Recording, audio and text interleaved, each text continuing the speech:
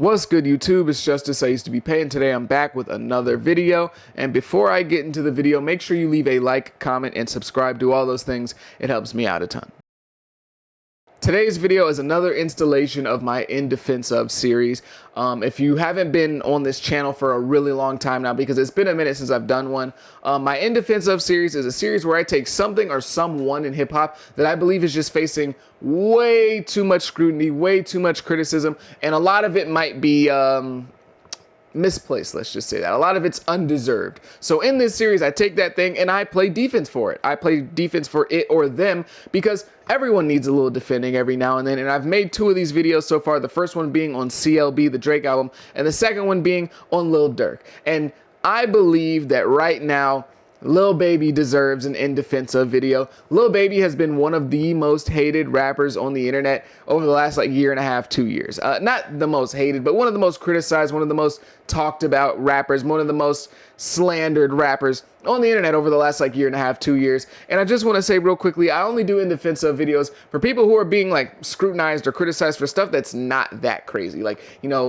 Bad music or weird choices, not anything crazy. You're never gonna see me make an In Defense Of Diddy video or anything like that. Just people who are facing some unfair criticism, in my opinion. So Lil Baby's been super criticized over the last year and a half, 2 years. Literally everything that the man does is criticized by the internet.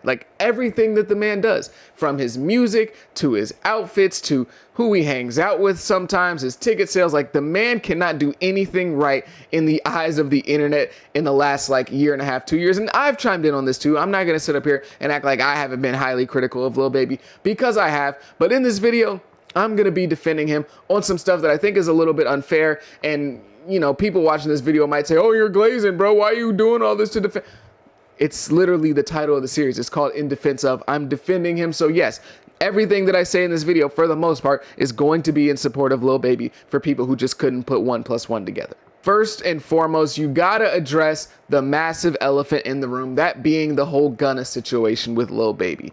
Gunna and Lil Baby are now at odds, and musically, Gunna has been doing a lot better than Lil Baby, and that's a major part as to why he's received so much hate. Honestly, that's probably the thing he gets the most hate for right now, is the Gunna situation, because Gunna is just making better music than him. Since he's came home from jail, Gunna's been doing really, really well musically, and Lil Baby, it's been kind of rough, at least in the opinion of most people. They feel like Gunna's making better music over the last year and a half or something like that, and they have now split as friends, and there's a little beef between them. They're sending, subtle shots at each other. So obviously, Gunna and Lil Baby aren't friends anymore. They're at odds. They don't like each other. There's smoke there. And when fans pick up on that type of thing, when they see a conflict breaking out between two artists, the fans are going to side with who they think makes the better music.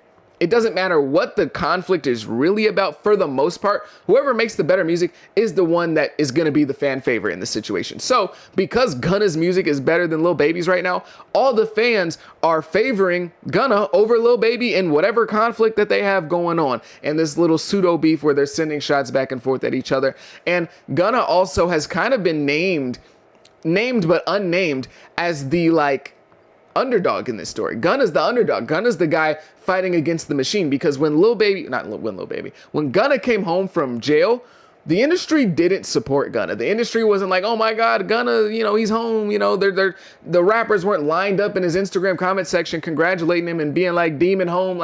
That's not what happened. The industry didn't support him. Nobody said a word about him when he came out. He posted that picture on Instagram. None of the big rappers that he used to collab with left a comment. Nobody in the industry is supporting him. And it feels like, honestly, they're ganging up on him at times.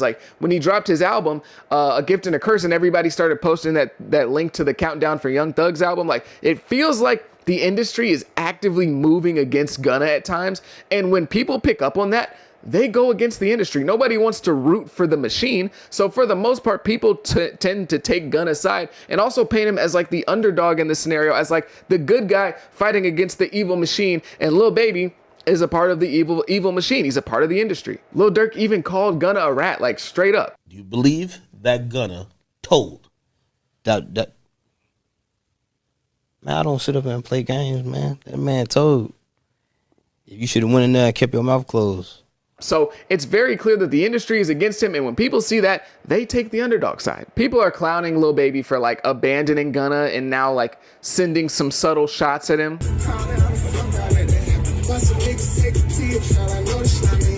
But look at it from Lil Baby's perspective. Now, this is the part where I step a little bit out of my comfort zone. All right, this ain't got nothing to do with me. This isn't my lifestyle, but I'm just speaking specifically from Lil Baby's perspective. That's how you got to look at this. So I'm not speaking for me. I'm speaking for how Lil Baby probably feels. Lil Baby believes that Gunna snitched on Young Thug. Now, whether that's true or not, I don't know. I don't know the situation. That ain't got nothing to do with me. That's not my, space. That's just how he feels about the situation. I'm walking on eggshells, so like Gunna's team isn't mad at me. I don't know, right? That's just what Lil Baby feels. That's clear as day how he feels about the situation. So, Young Thug in the situation obviously would be like the victim of Gunna doing him wrong. And Young Thug has been sending out smoke signals, clear as day, that he doesn't really mess with Gunna. Like Young Thug has been, kind of hinting at it. Because when Gunna's album first came out, A Gift and a Curse, Young Thug, all of a sudden, his album's on the way and the entire industry's posting it the night that Gunna's album comes out.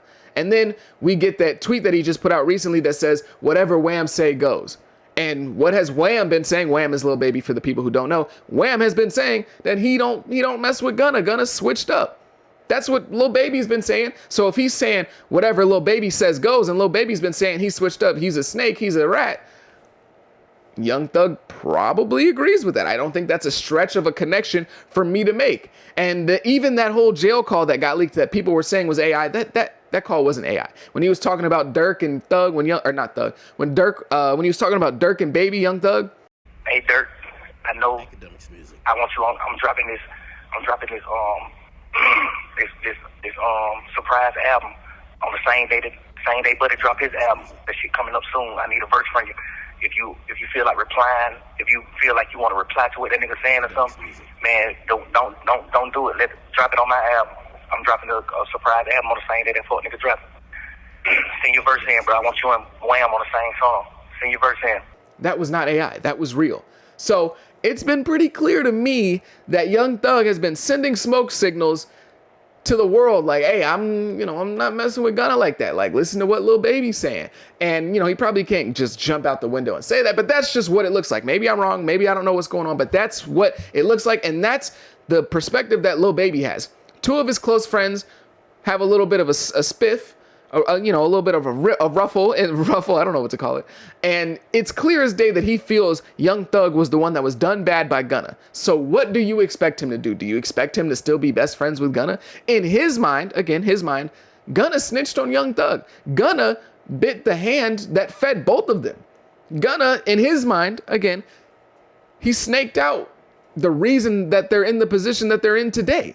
But that whole world is like a strange place for us civilians, myself and probably you included watching this video. So I can put it into terms that are more understandable for people like us, okay? Imagine two of your friends play a 2K wager. They're running play now. They're playing on random teams, right? You got friend A and friend B, okay? So they play for $5,000. It's a $5,000 wager. That's a lot of money, right? And let's just say friend B wins the game. He wins. Friend A pays him the $5,000, and that's it. That's the end of the game. But turns out, friend B, the whole time, he had his sliders up. Y'all was playing on his PS5, and nobody checked the sliders. They just made sure it was on Hall of Fame, but nobody checked the sliders because you wouldn't expect your closest friend to snake you out like that. It's not even that big of a deal. You're not checking it. The person who's watching the game to make sure everything's verified is not checking it because y'all all in the room, y'all all friends, y'all trust each other. So turns out friend B had his sliders up in the 2K wager, and people find out about it after the matches happen. After the match, you maybe play another game and you go to the sliders and you see his 3-pointer is up to like 75. His dunk is 85. Like he just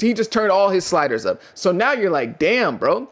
Friend B, like you just scammed friend A. Nobody knew you had the sliders up. Why would you do that? So now you're telling friend B, okay, you got to pay friend A his $5,000 back. Nah, like you can't do that. But friend B refuses to give the $5,000 back. So now friend A is just out of $5,000. He got screwed by friend B. But now not only is he out of $5,000, that was his last $5,000. And now he can't pay his rent and he gets evicted. So now friend A is evicted partially because of friend B scamming him out of the $5,000. Now, I know you're listening to this and thinking to yourself, well, why the hell would friend A wager $5,000, his last $5,000. Why would he do that if he knows he has to pay rent and that's his last $5,000? He doesn't have any other money. You can say the exact same thing about Young Thug. Why was he out there still doing that when he's a multimillionaire? He could have been left or been, moved out of Atlanta and kind of picked up and he could have been left that stuff alone because he's a millionaire now. So that same mindset of why the hell would you even be doing that in the first place can be applied to Young Thug. And it's a very valid point to raise. But that doesn't change the fact that friend B screwed over friend A in the scenario. And that's how Lil Baby feels about the situation. That's what he believes. So as a normal person, you would see that and be like, yeah, that's messed up. I probably wouldn't be friends with friend B anymore. I probably wouldn't rock with him like that. I'd probably be dissing him or trying to, get the money back for friend. Like, you probably wouldn't be cool with that person anymore. That's how Lil Baby feels. That's how he sees the situation. So anybody that's mad about it, it just doesn't make any sense. Anybody that's criticizing Lil Baby for how he feels about the situation in terms of what he believes, that makes no sense. And on top of all that, Gunna is just making better music than Lil Baby right now. And people are saying things like, Baby needs to get back with Gunna. He needs to beg for his acceptance and give him an apology. And Gunna was probably his ghostwriter and all that stuff. And, that's cool or whatever, but let's just kind of throw that away. And, Gunna's music is better than his right now. So people are going to side with the music. And then because they side with the music, they now side with the narrative. And that's just kind of how things go, even though people still side with that narrative without even really having to listen to a whole bunch of Gunna. So saying that Gunna's doing better than Lil Baby right now, I have no problem with that. I would agree. I think that's fair to say. But saying or giving a whole bunch of criticism about Lil Baby's choices and how he's kind of treating Gunna, I think it's just a little unfair. Now, on to this. Yeah, I ain't gonna lie, I can't defend that one. Y'all got it, all right? Y'all got it. Y'all just kind of caught him in a bad, it was a bad position. It was horrible. Things happen sometimes and you get caught lacking. That's all, I can't really defend that one. All right, I ain't gonna lie. I can't really defend that one, Lil Baby. I tried, but yeah, that picture is crazy as hell. But in terms of the fashion stuff, let's move on to that. In terms of the way he dresses, he's into fashion. He's a dude that's into fashion. They're going to put on weird fits every now and then. It's really not that serious. Of course, he's going to have on a random pair of tight leather pants every now and then, or a shirt that might look a little blousy, but that's what fashion dudes do. They wear stuff that looks kind of funky. Any person that's into fashion has wore stuff where people are like, dude, what the hell are you wearing? So that's not that serious. And people trying to take away his masculinity for wearing, fashionable or designer clothing, you're just doing too much. You're a little too invested. It's never that serious. People trying to take away his street cred because he wore, a leather shirt. Just calm down. It's really not that serious. And look at Young Thug. Young Thug literally wore a dress on his album cover. And if you go and pay attention to that case right now that he's fighting, the Atlanta DA is describing him like he's the Homelander of Atlanta. So clearly what you wear clearly don't got nothing to do with anything else. Low ticket sales is another thing that a lot of people have gotten at Lil Baby for over the last year and a half, 2 years. And, guilty. I'm not going to lie. I've done it as well. But I will say, I think that Lil Baby is a little bit of a victim of circumstances when it comes to ticket sales. Now, is it embarrassing that he is one of the biggest stars of this newer generation and he couldn't do an arena tour? Yeah, it is. That's just the truth. I'm sorry. That's just kind of how it works. All right. When you have that big of a name and all those numbers and accomplishments, that kind of comes with the territory. But I will say this. It's not completely on Lil Baby. Is it on Lil Baby? Yes. But I think there's other things at play here. I think that Lil Baby has kind of fallen into a changing of the course. His career is taking place in the middle of a massive change going on that's making it harder for all rappers really to have a high number of ticket sales. And I think it's because of a mixture of a bunch of different things. The first one being that I think festivals have kind of taken over the concert game.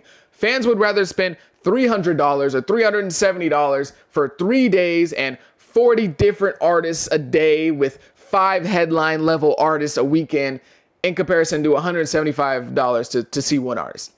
It's just a better deal. I think it's really that simple. And I think that's why festivals have continued to have more and more success. And we see more and more big time festivals popping up every single year. It used to just be like Coachella, Rolling Loud.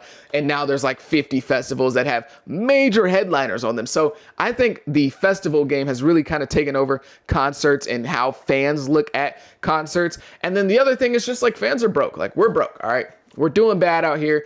we haven't gotten any more money in our pockets. If anything, we have less money in our pockets now, and the tickets continue to rise in price. So that is also a major thing. People can't just casually buy tickets anymore. You can't just casually whip out a Lil Baby ticket in 2024 because that thing's probably going to be like $200. All right, you got to really consider whose concert you're going to. You got to really plan it. So that's another factor that plays into it as well. Then on top of that, Lil Baby is an artist with a lot of hits that people want to see performed. But at the same time, he does not have a reputation as a great performer. He kind of falls into that genre of dudes that have like the aux chord playing in the background with the full song, full track, and he's jumping up and down and he's just rapping it, you know, and he's pointing the mic at the crowd sometimes. And he kind of has that reputation as a performer. Now, I have seen some videos of him and he's attempting to get better as a performer, but he kind of has that reputation of like, you know, he's like, you're not going to die if you don't see Lil Baby. It's not like a performance where it's like, nah, if they're in town, even if you're not the biggest fan, you got to go see him. It's not like, you know, Beyonce. When Beyonce comes to town,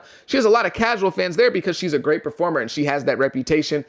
You know, Lil Baby is an artist that doesn't really have that, even though he has been making attempts to get better. I will give him that. So yes, Lil Baby is still at fault for like the low ticket sales, but I think it's a sign of a greater thing. I think it's a sign of like a ticket selling plague that is hitting the rap game right now and is really going to affect everybody outside of like the top like 5 to 7 rappers in the world. You know, the Drakes, the Kendricks, the Nickys, the Travis Scotts. Like if any of Lil Baby's peers were in those NBA sized arenas, booked those NBA sized arenas, they probably would have had the same results, if not worse. You know, Lil Durk is not doing those arenas. Gunn is not doing those arenas.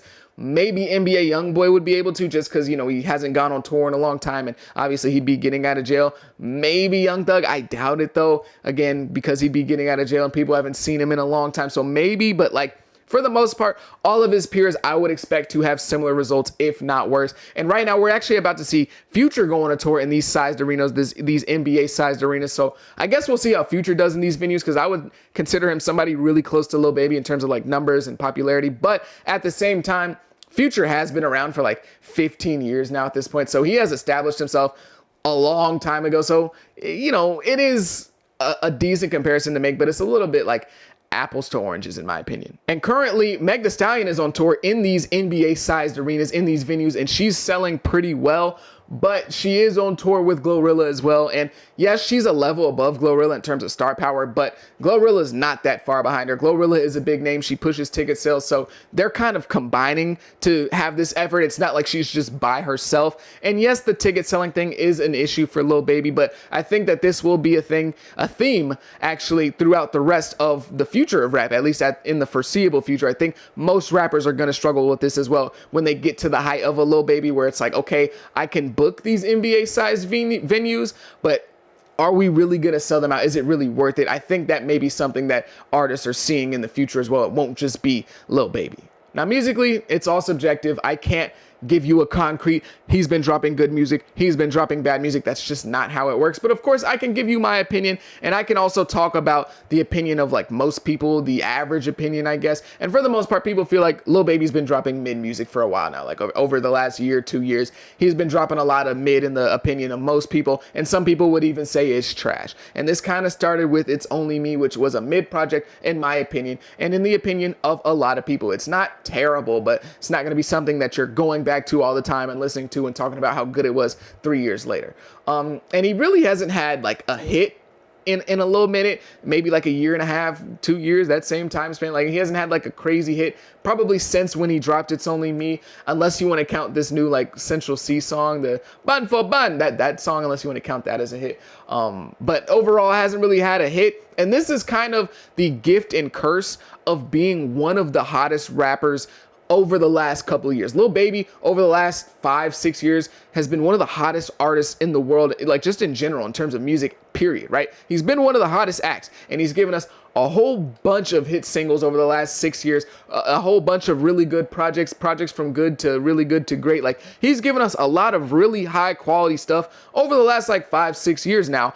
And what comes with that is when you hit a dry patch, people tend to overreact. When you go from dropping a whole bunch of music bangers, everyone's playing, whole bunch of club hits, whole bunch of really good projects, when you go from dropping that type of stuff to A bunch of mid. People overreact. People act like, oh my God, it's the worst thing they ever heard. You would think that Lil Baby is dropping Ice JJ Fish levels of music the way people are reacting to it online. Right before Lil Baby dropped It's Only Me, I said that I felt like his music had started to get a little complacent, and all of his music, not all of it, but the music that he dropped after It's Only Me, including It's Only Me, kind of reflected that in my opinion, but it's not the end of the world. In my opinion, Lil Baby is suffering from the same disease that NBA YoungBoy is suffering from, just on a slightly lower level, and that's just creative burnout. I think that he's just dropped a little too much. You gotta remember, Lil Baby has only been a rapper since 2017, but he had pretty much immediate success. Like, he's only been a real rapper since like 2017, and he had immediate success. And if you look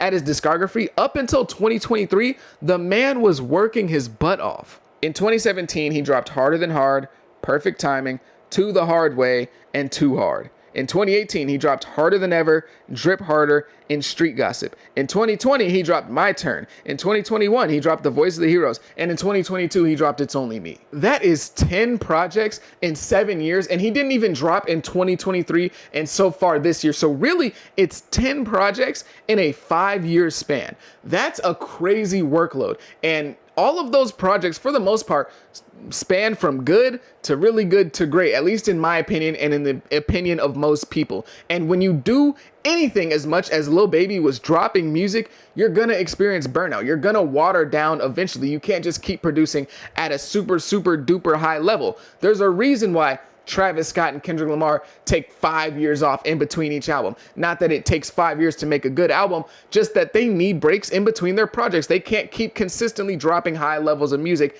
over and over and over again. And I think that Lil Baby really just needs to refresh. I think he just needs to take a step back, take a breather, and refresh and re-up, and then go and drop another project. But in the meantime, since he hasn't dropped a project 2023, 2024, you know, he hasn't been dropping like the best singles and best, features. But regardless, the man has given us one mediocre album. Actually, you know what? Throw mediocre out the window. Let's just call it trash. He's given us one trash Gabricio, terrible album. Terrible. Let's just call it terrible. Garbanzo, terrible. All right. One terrible album in the last 6 years. And he's been dropping consistently throughout the last 6 years. One. Now, if he was dropping like 3 or 4 mid projects in a row and then he dropped a terrible one, okay, but people are trying to completely rewrite Lil Baby's entire legacy because of one bad album and some forgettable singles. The man consistently gave us great work up until It's Only Me. You can't just throw away everything that he's done because of one bad album. And I know people are like, oh, you're gassing it. People aren't trying to. Yes, they are. People are doing the whole revisionist history thing. Lil Baby was never even that good. I can't believe y'all ever said Lil Baby was good. I can't believe y'all ever acted like he was one of the best. I can't believe y'all compared him to Wayne. Now, obviously, he's not Wayne, but people were comparing him to Wayne. But like still, people have gone out and just acted like they just don't understand the Lil Baby hype. They never understood why people liked him so much. Stop it. We're not going to rewrite his entire history because he dropped a bad project. Or, yeah, let's just call it bad. He dropped a bad project. That's not fair. I'm sorry, that's not fair. We got to give him a little bit more grace than that, considering the track record that he had up until that project. Literally right up until that project. The Voice of the Heroes, it was cool, it was pretty good, but that was a collab album.